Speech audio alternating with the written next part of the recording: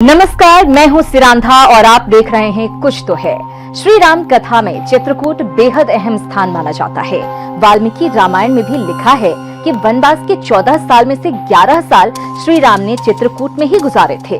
ये तो बात हो गई त्रेता युग की। हमने सोचा कि जिस जगह पर राम, सीता और लक्ष्मण ने इतना लंबा वक्त गुजारा है, क्या वहाँ आज भी राम कथा से जुड़े साक्ष्य मौजूद हैं? रामायण के मुताबिक श्री राम चित्रकूट में कई गुफाओं में रहे थे। भरत उनसे मिलने वहां पहुंचे थे। भरत मिलाप भी वहीं पर हुआ था। उसी जगह पर श्री राम ने वनवास यात्रा के दौरान पहले राक्षस को मारा था। क्या आज के चित्रकूट में राम कहानी को लेकर कुछ सबूत हैं? अगर हैं तो किस हालत में हैं?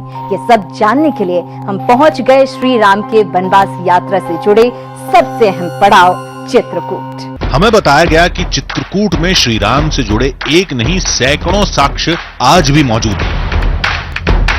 उन सबूतों को टीवी कैमरे में कैद करने के लिए हमने चित्रकूट में अपनी यात्रा वहीं से शुरू की जहां से त्रेता काल में मर्यादा पुरुषोत्तम राम ने की थी, यानी प्रयागराज के श्रृंगवेरपुर से। रामायण के मुताबिक अयोध्या से चलकर श्री राम प्रयागराज के श्रृंगवेरपुर के इसी तट पर पहुंचे थे। रामायण में लिखा है कि श्रृंगवेरपुर के घाट पर ही श्री राम की मुलाकात केवट से हुई थी। भगवान भक्त के प्रेम में खोए। बाद में केवट ने अपनी नाव से राम, सीता और लक्ष्मण को चित्रकूट पहुंचाया था।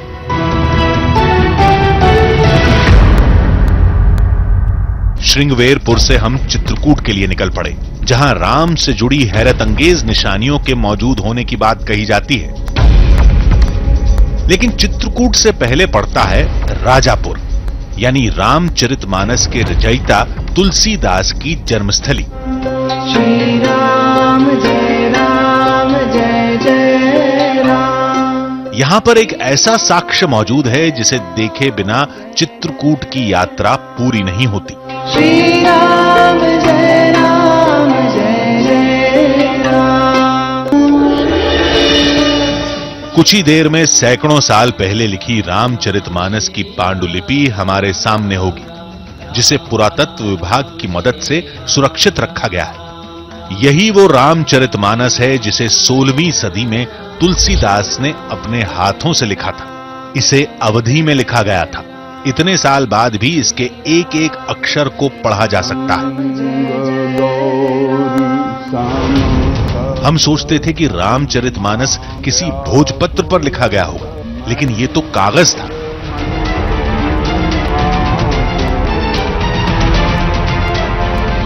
कागज का आविष्कार विश्व में चाइना ने 13वीं शताब्दी में किया है। भारत में 14वीं में आया है। हाथ से घोट के लुगदी बना के कागज बनाते थे। तुलसीदास जी महाराज जी 1631 चैत्र सुदी 9वीं दिन मंगलवार को अयोध्या से लिखना शुरू किया है। कागज बनने के 400 वर्ष बाद अकबर पीरियड में लिखा गया है। और बाबा ने मानस में खुद लिखा है कि मैं कागज पर लिख रहा हूं। बालकांड दोहा नंबर 9 की अंतिम चौपाई है, कबित विवेक एक नहीं मोरे, सत्य कहाऊं लिख कागज कोरे। मैं कोरे कागज पर लिख रहा हूं। रामचरितमानस में राम कथा को पढ़ने के बाद हम उन्हीं कथाओं से जुड़ी निशानियों की तलाश में चित्रकूट पहुंच गए।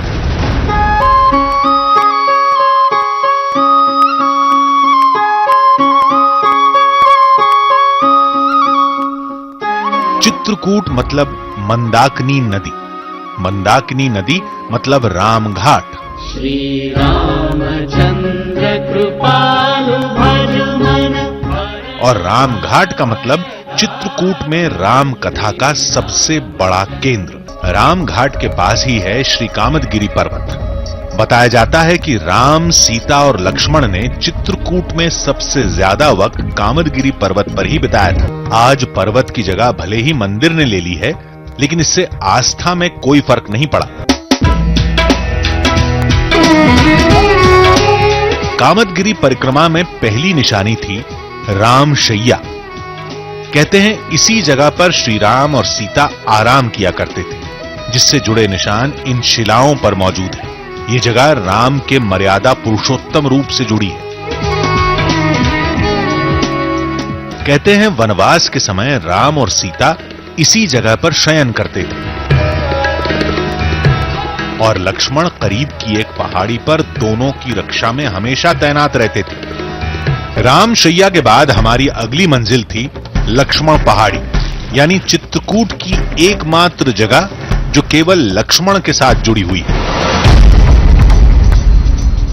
लक्ष्मण पहाड़ी काफी ऊंचाई पर है, जहां जाने के लिए रोपवे की मदद लेनी पड़ती है।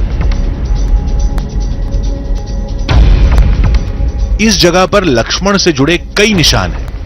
वक्त के साथ यहां काफी बदलाव आया होगा, निर्माण भी हुए होंगे, लेकिन कहते हैं ये जगह त्रेता युग की ही है।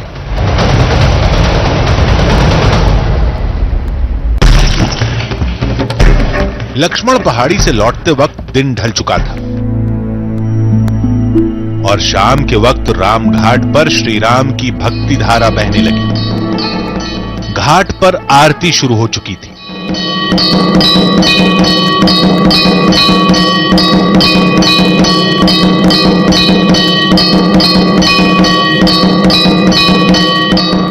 रामायण में भरत मिलाप को लेकर बेहद मार्मिक वर्णन किया गया है। कहते हैं चित्रकूट में उस श्री राम कथा से जुड़ा एक बहुत बड़ा साक्ष्य है, जिसकी मिसाल आज कलयुग में भी दी जाती है। वाल्मीकि रामायण के मुताबिक राम और भरत के आंसू देखकर पत्थर भी पिघल गए थे और वहां मौजूद लोगों के पैरों के निशान पत्थरों पर पड़ गए थे। कहते हैं चित्रकूट में एक जगह ऐसी है जहां के पत्थरों पर सैकड़ों पैरों के निशान हैं। इसके अलावा चित्रकूट की वो जगह जहां लंका दहन के बाद महाबली हनुमान ने अपनी जलन को शांत किया था। कहते हैं चित्रकूट की ये वही जगह है जहां त्रेता युग में श्री राम और भरत मिले थे। श्री रामचंद्र कृपालु भज उस समय यहां जंगल था, अब आज ये मंदिर है। श्री रामचंद्र कृपालु भज पत्थर पर ऐसे निशान यहां हर तरफ हैं। कहते हैं ये लक्ष्मण, शत्रुघ्न, सीता और कौशल्या के साथ उन सभी लोगों के पैरों के निशान हैं जो उस वक्त यहां मौजूद थे। इनमें वो सैकड़ों अयोध्यावासी भी शामिल हैं जो उस समय भरत के साथ आए थे। आज इस साक्ष्य को साबित तो नहीं किया जा सकता, लेकिन ये निशान इसी चित्रकूट में मिलते हैं। लोग इसे ही सबसे बड़ा सबूत मानते हैं। भरत मिलाप मंदिर के पास ही रामायण काल से जुड़ी एक और जगह है, भरत कूप। रामायण में लिखा है कि राम के राज्याभिषेक के लिए भरत कई तीर्थ धाम का पानी लेकर चित्रकूट पहुंचे थे। राम के वापस जाने से मना करने के बाद भरत ने उस जल को अत्रि मुनि की मदद से एक कुएं में डाल दिया था। कहते हैं वो कुआं इसी जगह पर था। आज का कुआं नया है, लेकिन मान्यता के मुताबिक इसके अंदर उसी त्रेता युग के पानी के अंश हैं।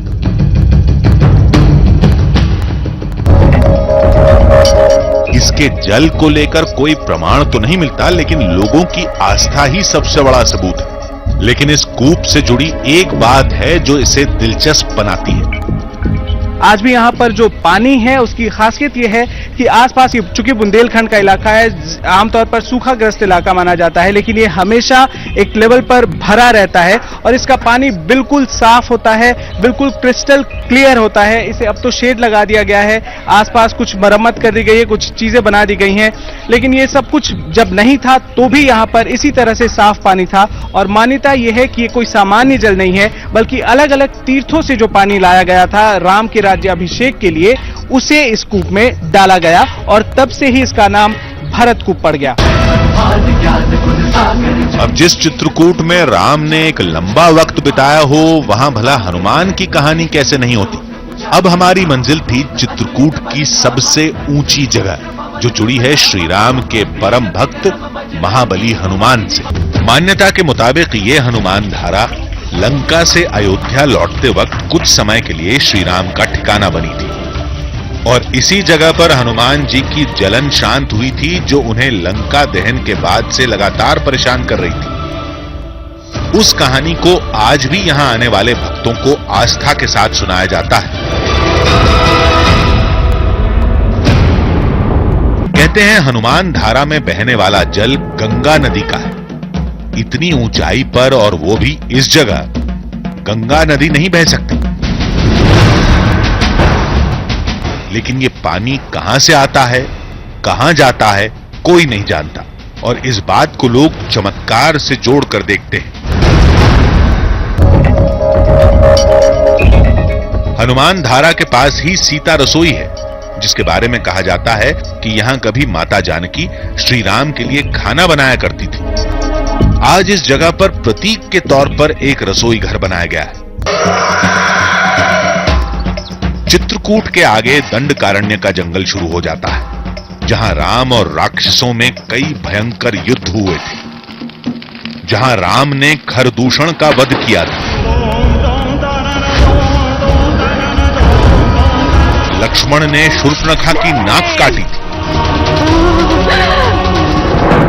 लेकिन ये बहुत कम लोग ही जानते हैं कि वनवास के दौरान राम का राक्षसों से पहला युद्ध चित्रकूट में हुआ था। अब हमारी अगली मंजिल वही युद्ध वाली जगह थी, लेकिन उससे पहले हमारे रास्ते में पड़ा जानकी कुंड।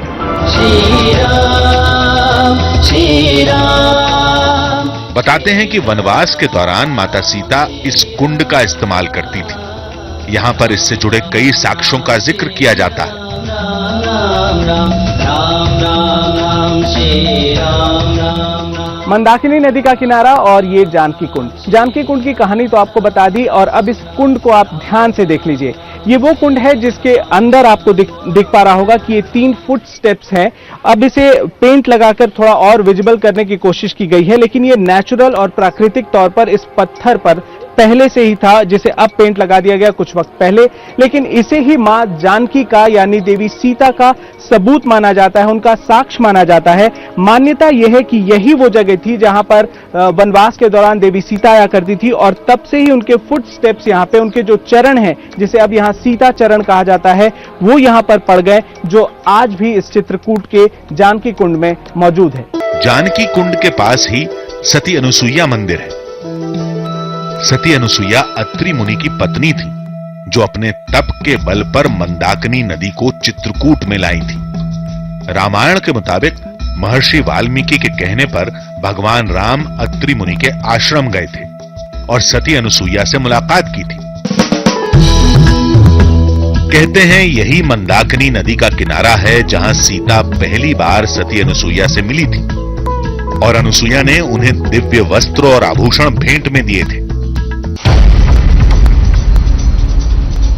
अब हम जहां जा रहे थे वो चित्रकूट में श्री राम का अंतिम पड़ाव था, गुप्त गोदावरी। बताया जाता है कि गुप्त गोदावरी से ही राम की राक्षस। आप देख रहे हैं कुछ तो है। जिस तरह से अयोध्या में हनुमान गढ़ी है, उसी तरह से चित्रकूट में ये हनुमान धारा मंदिर है।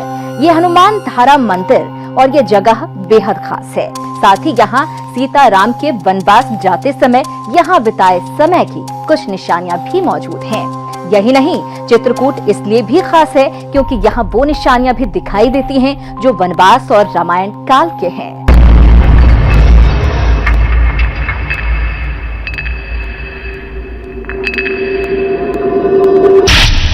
रास्ता बहुत छोटा है, बहुत संकरा है, काफी पुरानी ये गुफा है।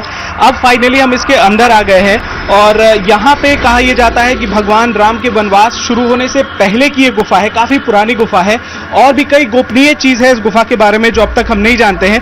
तो अब इस रास्ते से प्रवेश करने के बाद हम अंदर चलते हैं और देखते हैं यहाँ पर क्या है।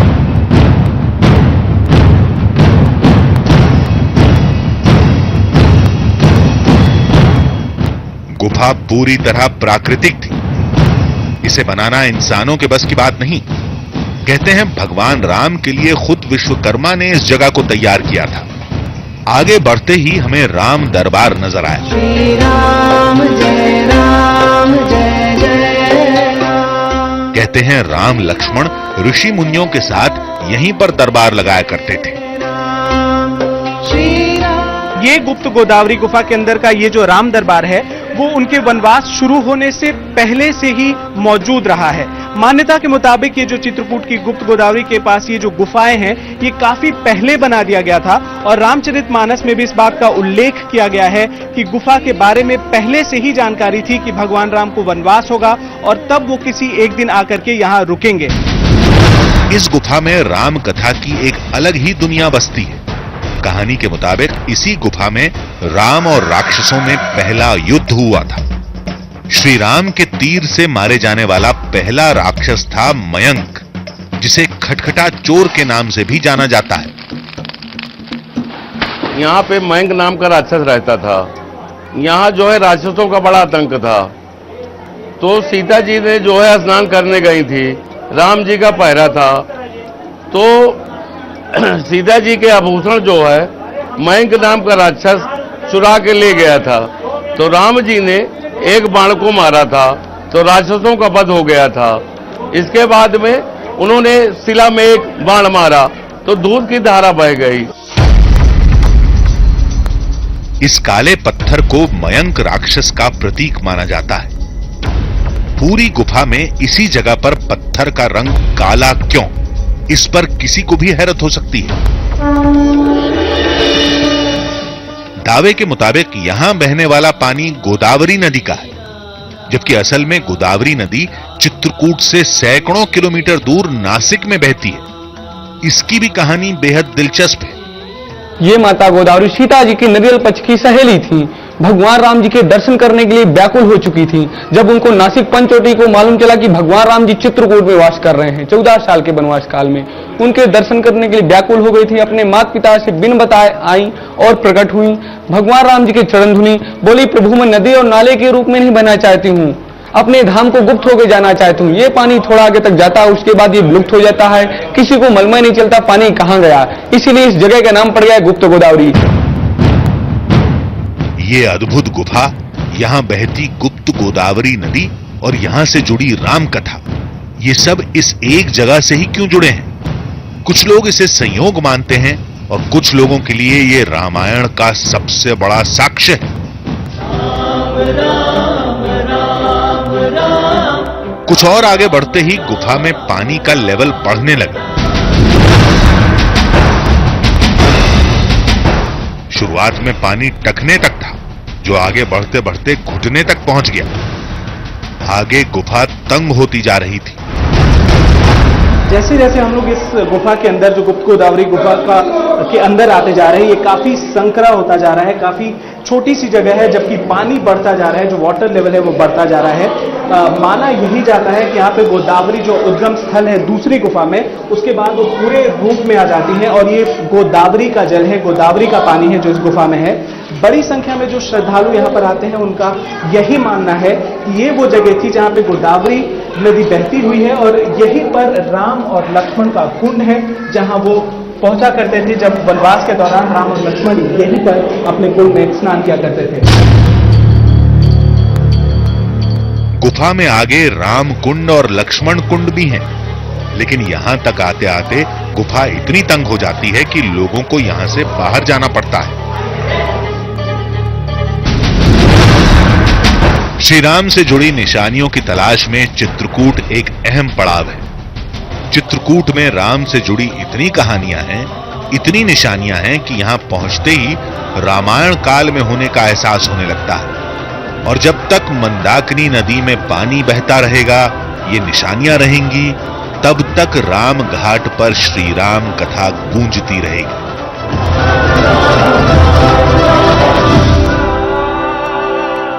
ऐसी जगहों पर इस तरह की कहानियां अक्सर सुनने को मिल जाती हैं। वैसे भी इस दावे की पड़ताल नहीं की जा सकती, क्योंकि इन निशानियों से जुड़ी हैं करोड़ों लोगों की आस्था। आपसे फिर मिलेंगे रहस्य की एक और दास्तान के साथ। तब तक के लिए पूरी टीम को दीजिए इजाजत।